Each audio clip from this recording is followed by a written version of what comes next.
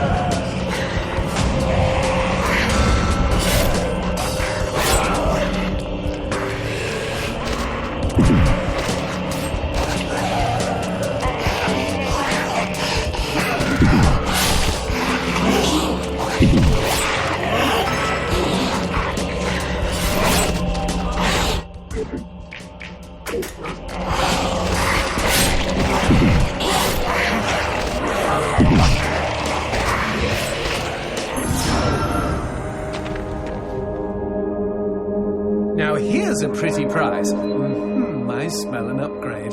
Plug it in, G.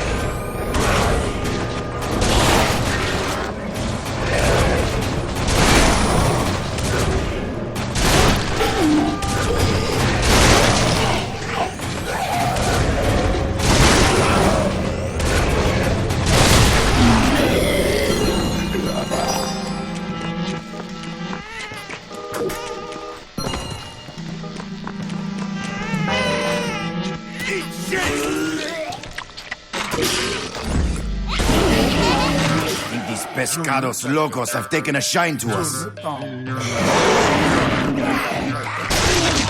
Stay in the light. We can't see their eyes if they're wearing a mask.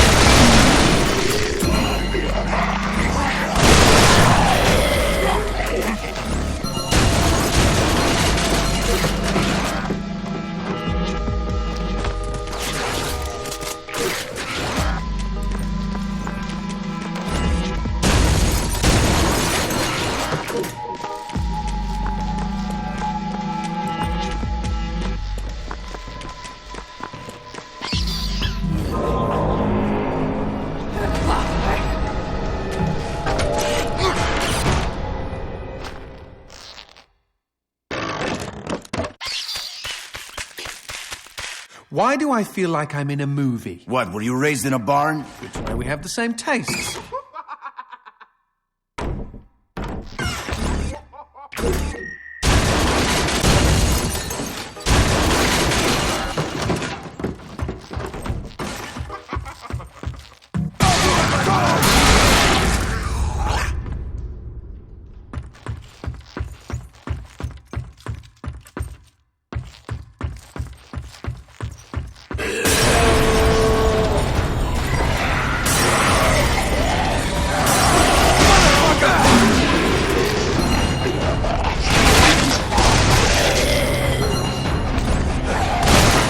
Sake, how do you stop them?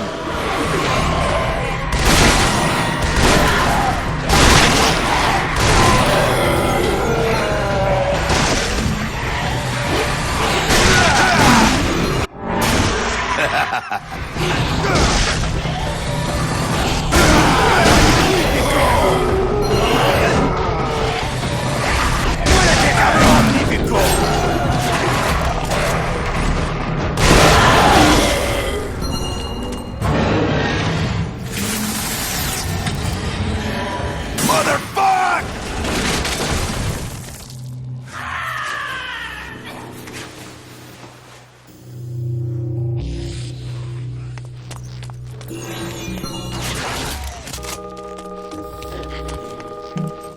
The legend of the Stinky Crow. Go! For nearly 14 years, his mind had been soaring miles above. But Elliot Thomas was still stuck down on Earth in the boring town of Sinchester. Sinster. What? It's pronounced Sinster. How do you know? My cousin's from Sinster. Never mind. Keep going. Alone in his treehouse, he glued feathers to his wingsuit, readying himself for the day he would join the Phoenixes and Quetzalcoatlus in the sky. "Dinner time," cried his mother from their house across the yard. Elliot sat at the center of the table. A TV dinner was challenging his BO as the dominant smell in the room. On his left, his mother yammered about her day at the ER. On his right, his father was absorbed in his smartphone. As for Elliot, his eyes were fixed on the ceiling fan, the most fascinating personality within a 10-foot radius. In homeroom the next day, Justin Schmakovsky threw a crappy paper airplane at him. Within seconds, Elliot had built a superior vessel. He stood up on his chair and swiftly launched the Papierflieger. What? At his unsuspecting enemy. Go, Papierflieger, go! Zoom, splort. The marvel of paper aviation lodged itself in Justin's tender eyeball. "Mr. Thomas," bellowed their teacher, "go to the principal's office." Later that day, Elliot was cooing quietly to himself as he bought a candy bar in the lobby. Casey Wichtitz was smoking nearby and sneered at him. "You'll never fly, stinky crow," she laughed. "Why don't you go jack off to some bird porn? I bet you do more fapping than flapping." Hey, that's pretty good. "Fuck you!" screeched Elliot as he ran for the door. It was dark out by the time Elliot meandered home. On the sidewalk, he passed a gaunt man who stared at him intently, desperately even. Uh-oh, stranger danger. The man opened his mouth and said, "Uviwa, uviza." What the fuck? Elliot had planned to eat his candy bar tonight while he finished his masterpiece, but he instead held it out to the man. "I know what you mean," he replied. The schoolyard was packed the next morning as Elliot's classmates waited for first bell. "Go, go!" As one, the students turned toward the gate and saw Elliot dressed head to toe in his wingsuit. After a moment of shock, they burst into laughter. But they were already far below him. He swooped through their midst and into the school. "Go, go!" He bounded through the halls, zigzagged up the stairwell. "Go!" The school let out a collective gasp when they saw a stinky crow on the roof. With a triumphant snap, he spread his wings, and a moment later, he had leapt. The next 2 seconds were the most beautiful of Elliot's entire life. He could feel their eyes upon him. He was flying, and their awe was keeping him aloft. 10 minutes later, as guidance counselors wiped bits of Elliot off sobbing students, and the police struggled to piece together the story you are reading now, Elliot's teacher looked down at the wreckage of the boy on the pavement and never forgot what he saw. One bloody hand had formed a peace sign. The other was giving him the finger. It's like an Alanis Morissette song. The end. Okay, lovely. I don't think I'll sleep for weeks.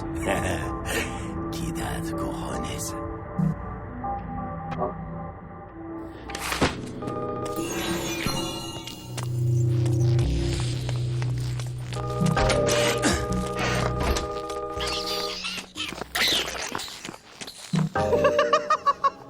Oh, I would hate to be the dumbass that got tricked into renting that cabin.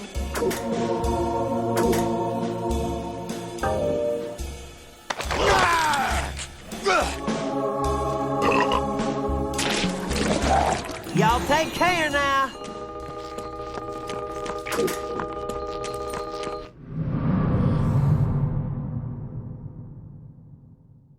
Boy, she just loves you to pieces. Run!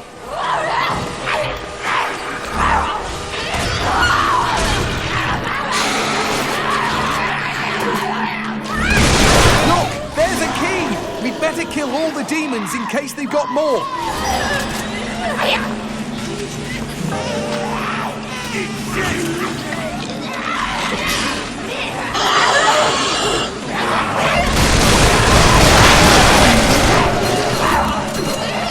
Into the house, quick!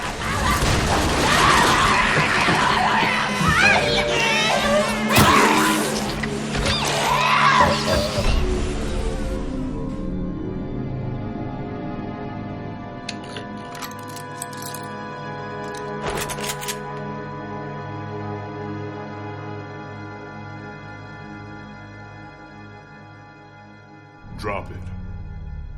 You first. Why do I get the sense you and me are in the same line of work? Wasting hell monkeys? Who says it's work? Uh-huh. Just stay out of my way, friendo. I'm in a hurry. Hurry to do what? Mind your own fucking business. Fine. You stay out of my way, as long as I stay out of yours. Good. Hard men like us don't mix. Wait. Was that a come on? Hard like hardened. Experienced. Just forget it. I don't think I ever will. Now, if you'll excuse me. Have fun. Just remember.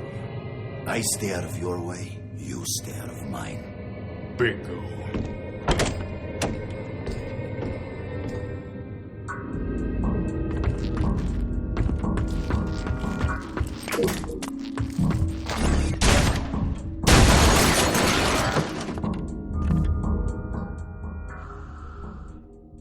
Look, G, what are those newspaper articles? It says, local woman dies in grisly murder.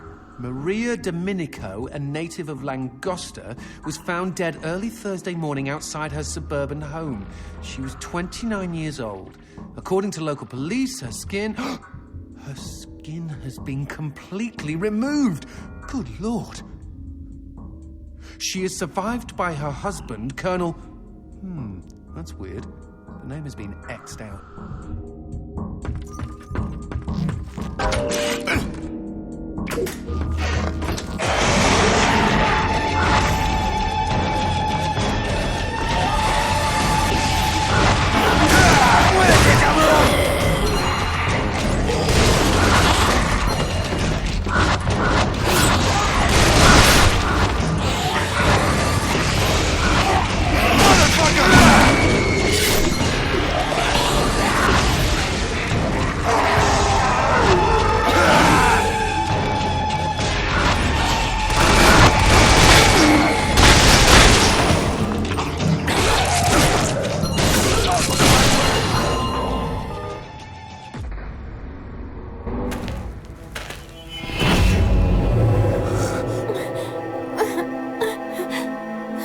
Garcia? Angel?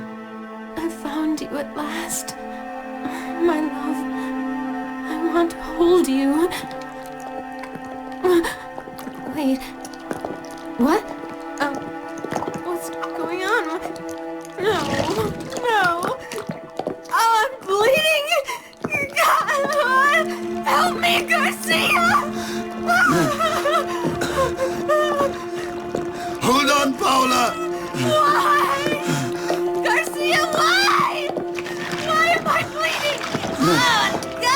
Paula!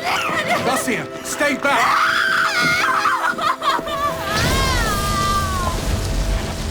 Fuck you! Paula!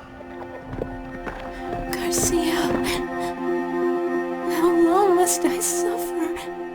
I just want to give up and die. Don't you dare give up on me, Paula!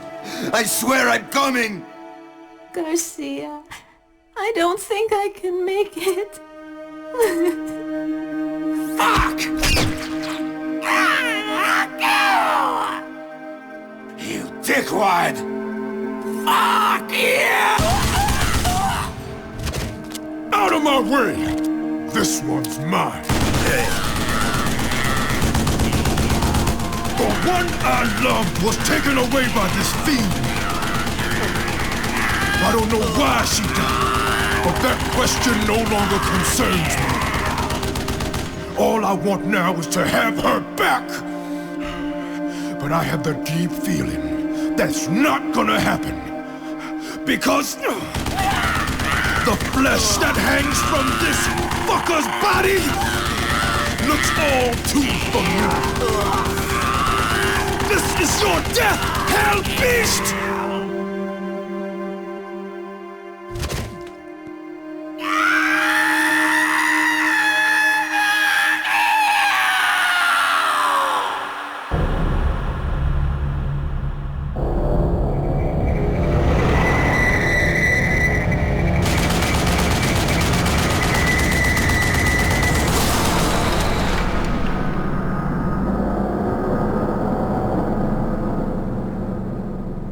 That is one hard man.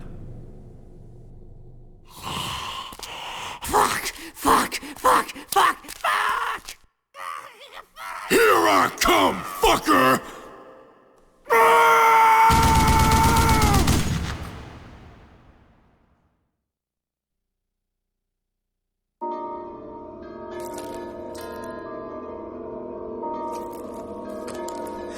Magnifico. Go on, G.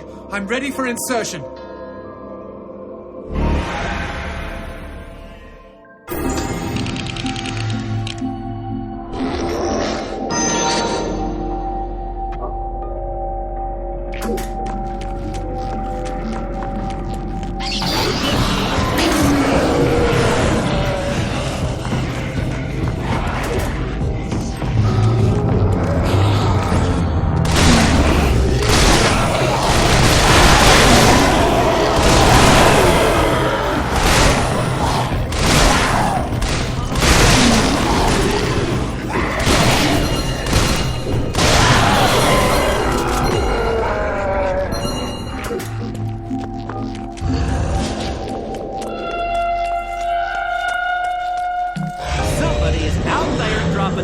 F-bombs to start World War III, I tell you what.